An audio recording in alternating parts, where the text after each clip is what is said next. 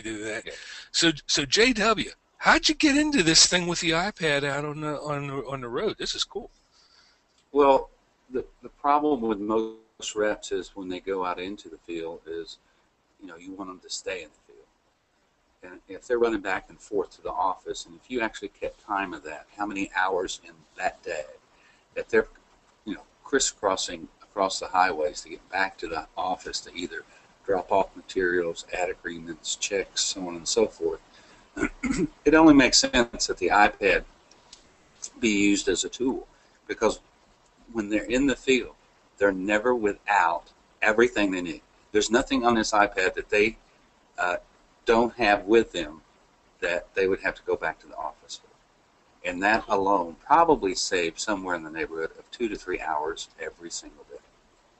So if you can gain each one of your reps 15 hours a week, and you have 10 reps, you're gaining 150 hours worth of selling time in the field every week. And that's where this advantage is. So, Beautiful. so when we looked at it, we said, hey, what are we going to do to help them in the field and be able to present it? We originally, gave everyone a flip chart. And of course, a flip chart still is wonderful if you're talking to somebody over 40. But when you're dealing with a business owner who's under 40, they would much rather see it on the iPad. And of course, we have their flip books and all the marketing materials as well. In addition, is also on their iPad, not just the forms and things that they use. And I'll show you some examples of the forms that we have on here. Now, this presentation was originally made as a training presentation for the sales reps, and it was also introduced too as for them to feel comfortable with the iPad.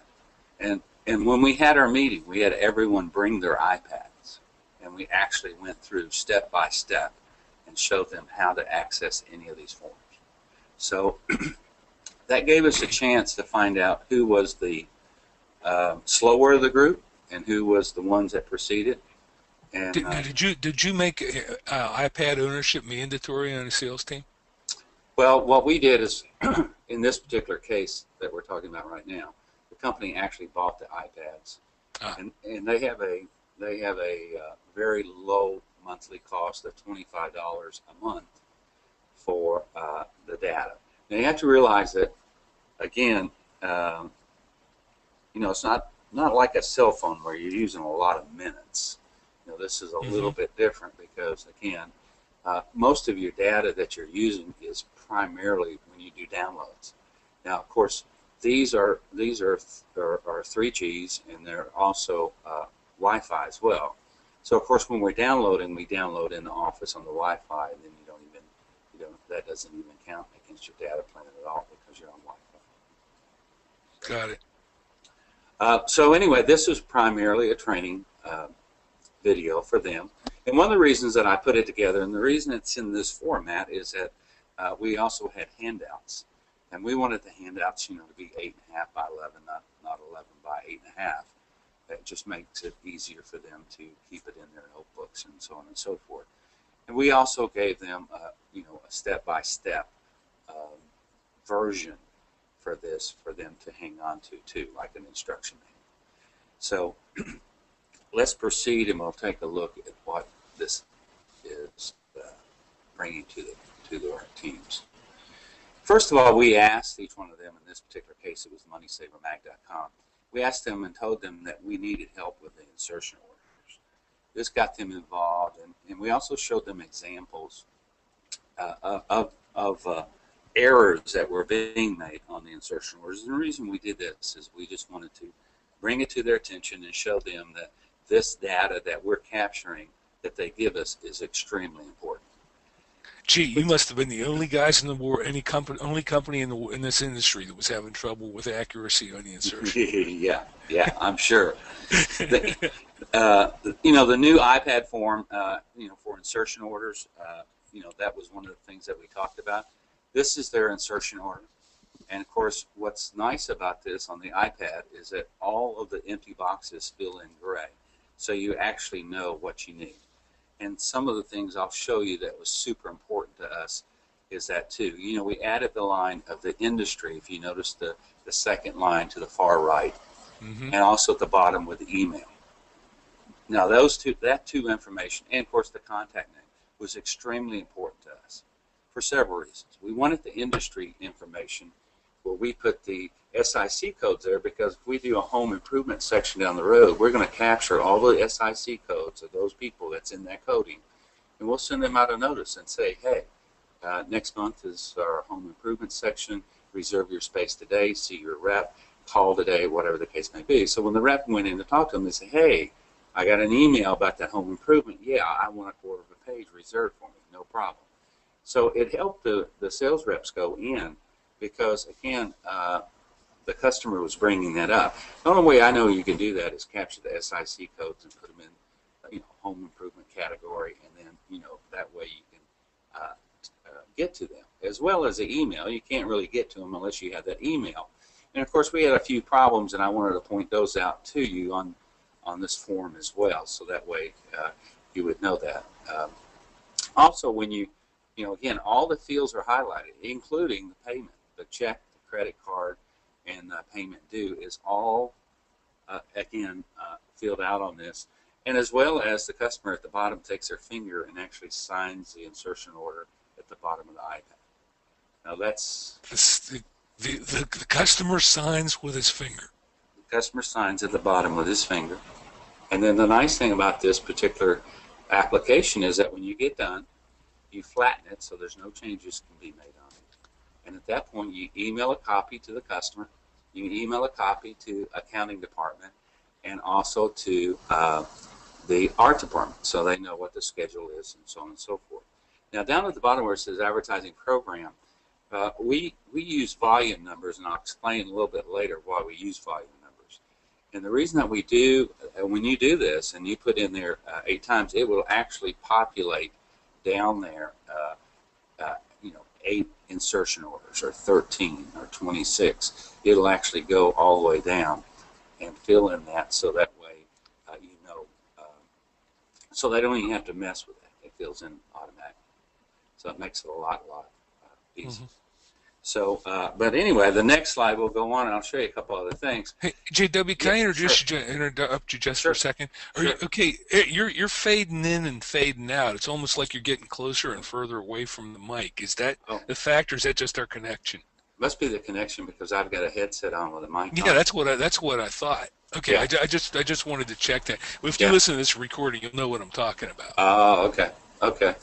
Um, so next, when we go and, we had some screenshots made, and these screenshots show you on your iPad where you're going to go. The Mm-hmm. other thing I want to make mention is that all of the iPads and all of the icons on the iPads for everyone is in the same position, located in the same place. Now that's important because if somebody asked you, hey, how do I get to that? Every one of the sales reps can tell them without even actually looking at their iPad, because they say, oh, that's on, if you go to here, it's right there, So it wasn't that there was icons scattered, all over the place where you had to hunt for them if you were going to help someone. Everyone was set up the same. So what we show them is they open up a application that is a PDF editable form. And of course, on the left side of this document, it's a little blurry, but you'll see circled, it says documents. They click on that, and all the documents that they have will pop up, all the editable documents. And then, of course, you choose the document that you want to go to, and then, of course, it brings it in, and then you just start filling it in. When you open the PDF, again, all you do is simply fill in the blank spaces where the gray spots are, and I'll show you another good example of that. Now, normally, you want to see, I'll show you some examples of the different forms that they're using, and normally this screen here would have a lot of documents, just not the 4 that you see there. Mm-hmm. You see how the insertion, or this is a quick screenshot, sort of. Now, just to confirm, the documents you're referring to are your internal forms that you're internal filling out. forms. Yeah, And okay. somebody says, well, how do you make those forms? You have to buy them? No, you just make them yourself. because that's what the sales reps are used to. They're the same forms you've been making on NCR paper or whatever you use to get triplicate or whatever Correct. you require. Correct. Now you just got to make one and you don't have to print anything. Correct. You don't want two different kinds of forms. I mean, that's too Yeah. complicated for the reps and everything else. And so it's so much easier. But you see all these gray boxes here. You know, you would just click inside that box and type Hmm. whatever that you want. It makes it real simple. And you can't really leave a feel out as a result of using this. You know, handwriting, you have a tendency to leave things blank. Well, this, has you certainly fill them in. Cool. Um, Now, this is just, the example that we're showing with the insertion order, but this is the same way with all the forms. This is the bottom of the form, and you see at the bottom circled, you'll see customer signature. And of course, when you've got it all filled in, you just flip the iPad around, and what they'll do is they'll sign it just like that. So somebody takes their big fat finger, puts it on there and signs it, but it comes out with that line thickness. Yeah, yeah, it's pretty Cool. cool. So, uh, so once your form is filled in properly, you sign it, ready to email.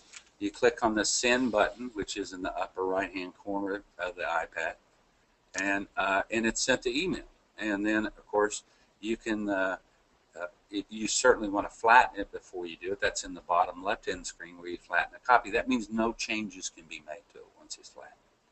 So, Ah, good. you don't want to send the customer a copy that hasn't been flattened because he could go in there and write in anything you want it to. But Hmm. this way, once it's flattened, then it's a done deal. And then, of course, you do that, of course, after they sign it, and then you just fill in the subject and the email address. Here's your insertion order, and then in the internal office, it actually goes to Sherry in the office there, and she actually inputs it in the system. So the very minute that you have a sale and it's signed, it's in the office and it's in the system probably within the next 5 to 10 minutes. So they can't even drive there that fast. So uh, tremendous advantage.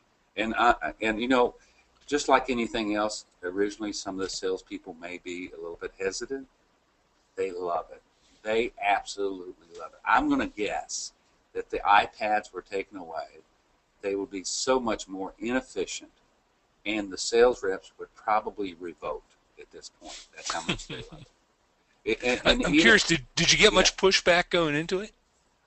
you had a few people, and like I said, I had to sit down with them one on one, and show them, and again, once they understood it, they were in awe too. They were like, Hmm. "Wow, this is really great." I said, "Yeah, it really is." When you get an order and you say, "Hey, I have to rush it back to the office for one reason or the other," and you're saying, "Damn, I got to get back to the office," fit the gas and everything else, and it's just a much more efficient way of doing it. And once you get that across, and of course, once you get all the buzz of the salespeople talking about it, that's all they do talk about. Yeah. Here's some other iPad forms that I wanted to show because I just don't want people to think it's just for insertion orders. One of the things that we put on the system, and I don't have a copy of that here, but for several of the reps, particularly those way out the side of the main office, I also put a receipt that they could, sometimes a customer wants a receipt. So Hmm. they can actually do a receipt and mark the check number on it and everything else, flatten it, email it to the customer, and in turn email it to the accounting department. So the accounting department knows that so and so paid with check number 142, and they can have it there and when it comes in. So it just gives them a heads up on that. So always before, people would either handwrite out or and then of course when they handwrite it out, they have no way to get it back to the office instantly. This way they can send it back instantly. These are some of the forms, so I just wanted everyone to get an idea